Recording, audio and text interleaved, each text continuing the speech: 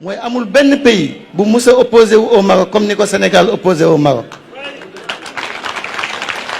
رئيس اتحاد كرة القدم في السنغال عبد الله فل قام بهجوم أكبر على المغرب معتبرا أن بلاده هي الوحيدة التي وقفت في وجه الرباط وسط تصفيق المسؤولين السنغاليين. fekk boobu laaj nañ leen ne leen ban hôtel la ñuy dal nanguñu wax ban hôtel la ñuy dal après Ablaye xool hôtel bi ne ma président hôtel bi moom xalaatuñ Sénégal di dal fii.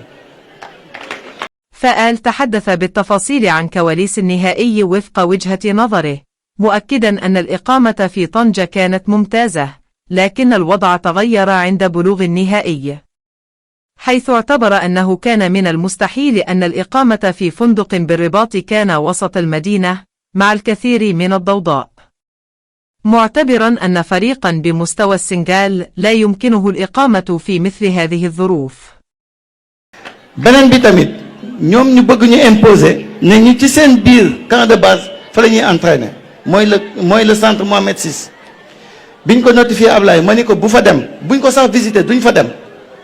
ثم تحدث عبد الله عن جدل معسكر التدريب قبل النهائي وقال: أرادوا إجبارنا على التدرب في معسكرهم الأساسي مجمع محمد السادس. المجمع حديث جدا بالتأكيد، لا يوجد معسكر أكثر تطورا منه. حتى عندنا في السنغال ليس لدينا هذا المستوى من البنية التحتية، لكن إذا تدربت هناك تكون مكشوفا تماما. gis ngeen aussi équipe bi muy agsi à Rabat. Tris ma sefe ñëw fekk ma fa ma toog ak Fawzi ñu waxtaan ci lu bare mais loo wax mu ni ma waa kaaf la. jënd nañ lii def nañ lii ma xamee ni ñii dañ may wërwërloo bi ma ñëwee ma ni Ablaye on va faire un communiqué. فيتطرق بعدها إلى ظروف وصول الفريق إلى الرباط وكيف أنه كان يحتج لدى الكاف وفوزي لقجع، لكن لما أدرك أنهم كانوا يضحكون عليه حسب تعبيره اضطر إلى إصدار بيان احتجاجي.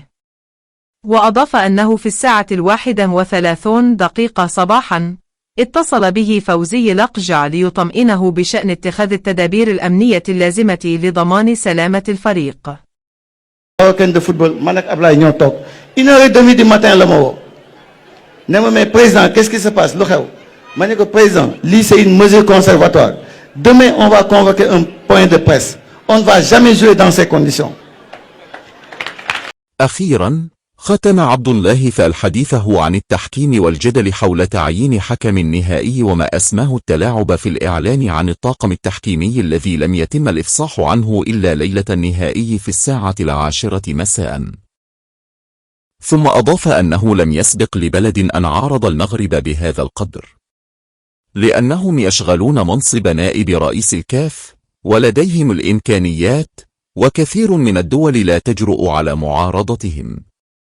لا أحد يجرؤ على اتخاذ موقف ضدهم، لأن المغرب يسيطر على الكاف ويمسك بكل شيء ويقرر كل شيء حسب تعبيره، مضيفا أن فوزي لقجع صديقه وهو مواطن، لكن هناك أمور لا تفاوض أبدا.